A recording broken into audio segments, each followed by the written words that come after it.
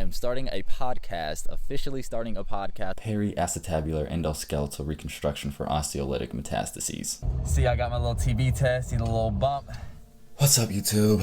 So, I have an extremely busy day today. It's 5:30 in the morning. Because it's busy, that means we gotta start early. Wanted to bring you guys along for the ride. I'm bringing this guy along for the ride too. But of course, first things first is we got to get going with our morning Anki. After I finish this Anki, then I'll fill you guys in on what the rest of the day holds. See you guys in a little bit.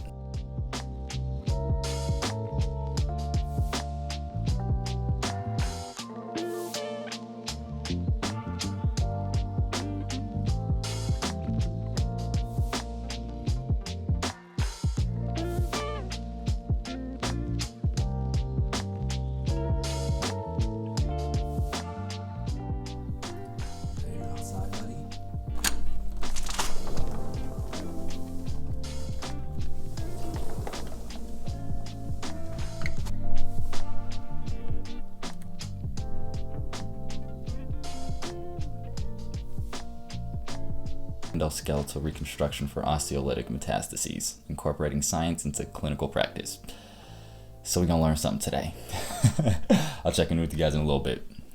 Alright guys, so it's 7:55, grand rounds just ended. It was an incredible talk. So basically we learned about like this minimally invasive procedure to treat these acetabular defects in patients with cancer. And so historically, if you just treat the acetabular defects how you may usually do in these open procedures, that can be detrimental for a couple of reasons. One, if the patient has potentially a terminal illness and you're doing this very extensive open procedure, all you're doing is ultimately decreasing the quality of life for the rest of their life. If they have a few weeks to live, the last thing that they need to do and the last thing they need to experience is this extremely extensive open procedure that's going to have them bedridden and in pain.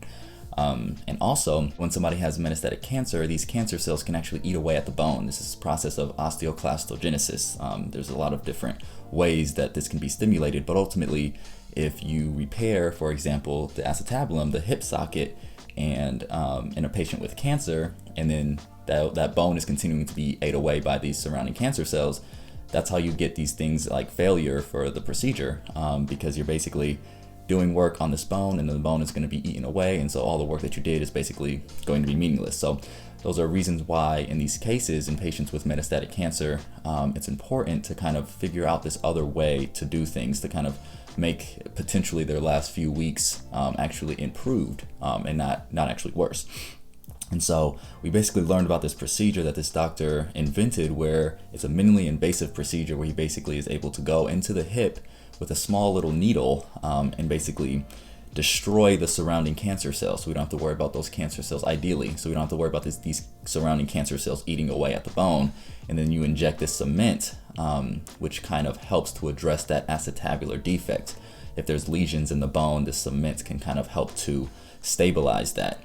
And it's crazy because they were showing videos of patients pre-op and how they were not able to walk at all. And if they were able to walk, they had this very severe antalgic gait, this kind of gait where you are easily seen to kind of be walking to avoid significant pain. And one thing that's interesting is during this procedure, the surrounding nerve cells in the actual bone can be destroyed. And so originally that sounds like, oh, don't do that, but it's actually a good thing because it helps to reduce that pain. And so in some cases, just a few days after surgery, the patients were walking pain-free for the first time in who knows how long, and actually with a relatively normal gait. And for patients who were able to be examined, just 1 month, 4 weeks post-op, they were actually able to walk, sometimes even unassisted without crutches or a walker or something. And before that, that was, completely out of the question. And so it just really goes to show the impact that continued research has not only on the practice, but on individual patients, people who we're called to improve people's quality of life. And sometimes we're limited in that, and a person may not have that much more time. And to be able to still appreciate that short time that a person still may have left and just be able to try to make that time as good as possible with these minimally invasive procedures that have incredible improvements over a few hours after surgery, that's inspiring right there. So it was an incredible talk. and it's just amazing that I get to listen into these. These are weekly meetings, grand rounds. If you're a medical student, I would definitely recommend finding, and if you don't know what specialty that you want to go into, attend different grand rounds, because this will actually help maybe kind of funnel you towards a specific specialty as your interests kind of get spiked. And so this was an amazing opportunity. It is now 8:01, so I actually have class starting a minute ago. So I'm gonna hop in here. The beginning of the class is more of a review, so I'm not too worried. But basically what Science of Healthcare Delivery, this course that I'm in right now, is basically teaching us the practice of actually delivering healthcare, right? And so we need to know, the actual individual sciences of biochemistry and some of those other, immunology, pathology, all these courses that actually allow us to treat patients. But this course actually helps us kind of zoom out and understand the best ways to practice healthcare, ways that healthcare can be improved, which there's a ton, making sure that we understand insurance policies, and all of these kind of things that ultimately all play a role in the patient experience and the ability for us as providers to give the best possible patient experience. And so that's basically what this course is right now. So different than the usual science courses, but I still think important nonetheless. So we have lecture from about 8 to 10, and then we have a break from around 10 to 1. I'll be doing some things during then. I'll bring you guys along for the ride. And then we have a small group kind of cultural humility workshop is what it's called, from 1 to 2:30. And that's all part of this Science of Healthcare Delivery. So I will take you guys along for the ride, but let me hop into this lecture because I'm a few minutes late. All right, so in class right now, they're currently just kind of going over any questions that people have, but lecture doesn't actually start for another 10 minutes. So this is when we make up for missing breakfast. We're gonna hustle though, we gotta hustle.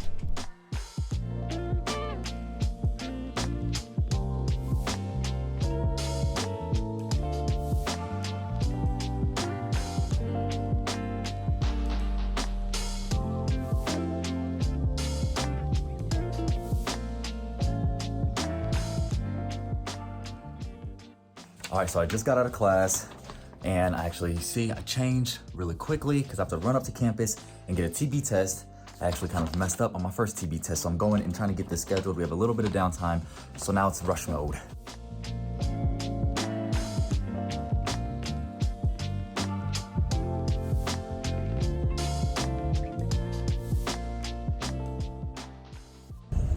All right, guys, we made it. Blaze is here. Only reason I made it was because Madison was able to drive me. Oh, thank you, Madison. You are amazing. See, I got my little TB test, see the little bump.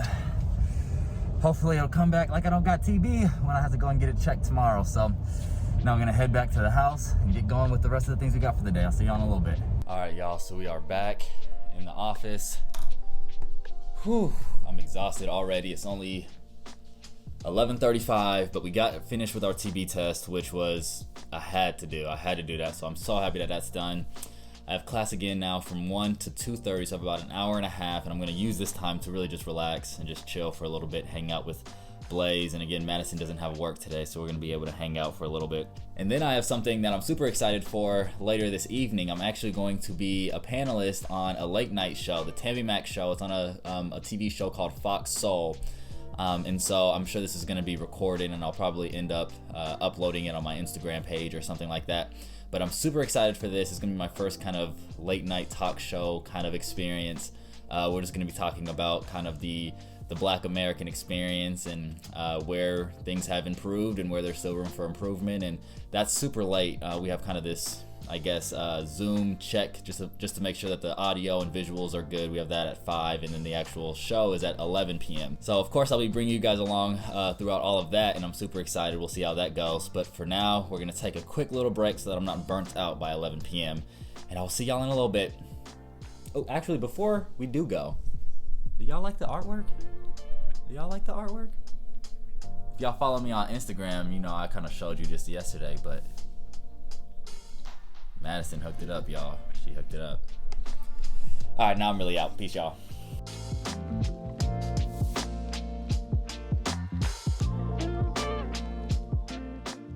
All right. We got our hour break in. At least I got to kick it with Madison. And of course, he's sleeping. Let's get back to class, get back to work. All right, so I just finished my last part of the Science of Healthcare Delivery course for today. pretty exhausted. See wifey's grinding away. Blaze is chilling like always. I go out, get some fresh air. Lighting's always fire outside too. Blaze, you wanna come outside? Come on. Come on. Blaze don't wanna come. But I just wanted to kind of fill you guys in on what exactly we are learning in this science of healthcare delivery. Again, it's such a broad course, and so it's broken down into a lot of different aspects of being able to deliver the best care to people. And today we talked about cultural humility, which was a term that I've actually never heard of, but it's an interesting idea, and it's the idea that, you know, we can become experts in a certain field or a certain type of medicine, but you can't really become experts in different cultures. It's something that's an ongoing learning process, and the reason is because nobody really fits into a specific box with culture. So for example, if I had a Spanish-speaking patient come into the clinic, I can't make assumptions on other characteristics that they may assume just because they speak Spanish.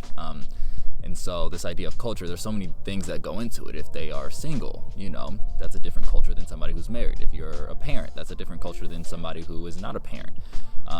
Where you grew up, the different experiences you have. It's not just ethnicity. It's not just kind of the kind of things that we think of with culture. So all of these things end up making up a person's identity, and that identity ends up affecting the way that they see things. And so being able to kind of meet people where they are individually and not trying to put people in boxes can be very beneficial. And when you're in a very stressful environment where you're so focused on being timely with things, it can be hard to not use these ways to be efficient, like putting things in boxes. Stereotyping and things like that is our brain's way of zooming through things, but that's not necessarily the best way to approach patient care. And so when people are bringing different cultures to a visit, it's the provider's responsibility to recognize this and meet that patient where they are. And I want to give one more quick example of this. And so this idea of like home remedies, right? These ways that people can kind of fix and address certain illnesses at home that may not have this evidence-based science behind it, but it's just things that they use. And again, this kind of falls into their culture, culture being this broad term again.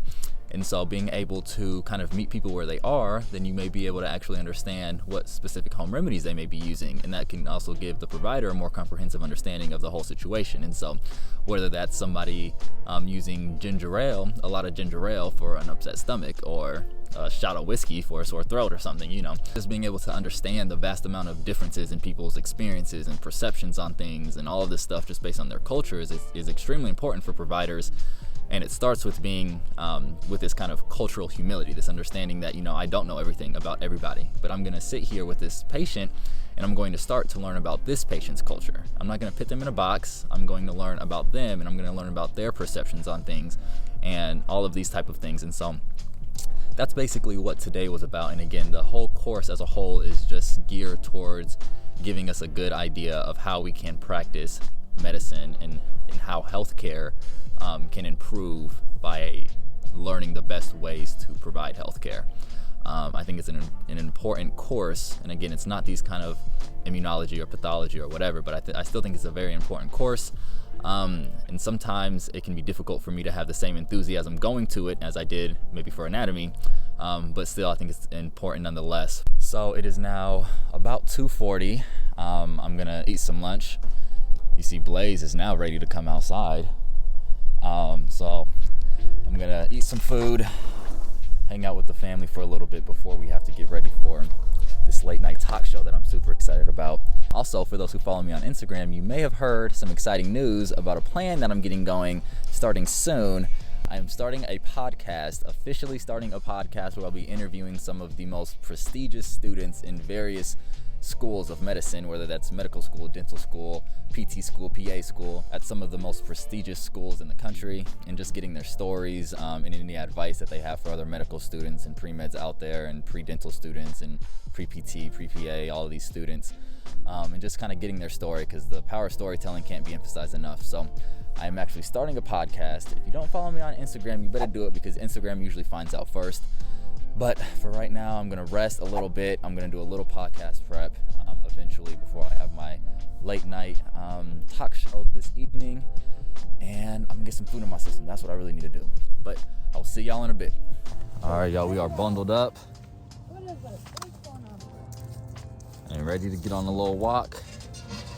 For the Tammy Mac show, in about 30 minutes, I have to go and check in, and they just kind of check my camera and my audio and make sure that there's not going to be any issues.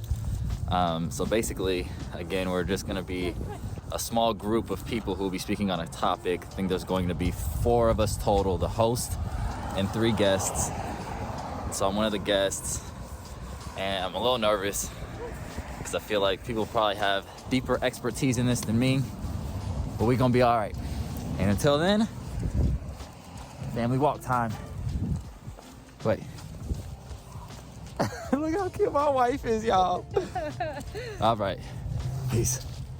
All right, just got done finishing my sound and video check for the Tammy Mac show tonight that I'm gonna be on. They said the video quality was nice, and I said, because I got this guy. So at least I know one thing, I'll have sharp quality imaging coming through, and also hopefully some sharp audio because I got this guy too. But again, check out Fox Soul on YouTube or YouTube TV to see a recap of everything. I'm super excited. I'm gonna be joined by some really cool people. 2 of them are PhD doctors in political science, and 1 is a comedian who uses political satire. So it's gonna be so cool. It's gonna be an awesome discussion. I'm really looking forward to it. And again, check it out. At this point, I'm definitely gonna have a link, so I'll drop it in the description below. I have a few hours until then, so now I'm just gonna hang out and chill for a little bit before we get going and we're live. See y'all. All right, y'all, it is 10:37. I'm about to hop on this call. I actually got a nap in, which I never get, but I also never stay up this late. So I'm about to hop on the call and get ready for the Tammy Mac show. We have to kind of check in at 10:40 and just kind of make sure everything is all set and then ready to go. And then after this Tammy Mac show, I'll be going to sleep. But I'm gonna get ready to get into this conversation, and I will see you guys after. All right, we just finished the talk, the Tammy Mac show. It was an amazing opportunity, amazing experience. It is currently 12:10 in the morning. I am usually 4 hours into my sleep at this point, so I'm running a little behind, and I have another pretty packed day tomorrow. We'll probably push it back to about 6 a.m. So I'm gonna get some sleep now. I hope you all enjoyed this video. I hope these productive days in the life can kind of motivate you all to be productive in your own life and take care of the things that you have to take care of. We grow together, so I hope that my story, my journey can continue to motivate you along your own. If you did like this video, be sure to like it, subscribe, tap that bell. New videos come in every week. I can't begin to just emphasize how much I appreciate the support that I've been receiving for this channel. So thank you so much. More videos to come. Again, new videos every week. But of course, until the next one, keep evolving, and we'll see you guys soon. Y'all, this is the next day at about 6:30 in the morning, just to verify that I'm tired. I probably won't be staying up past midnight ever again. Keep pushing, be blessed, y'all.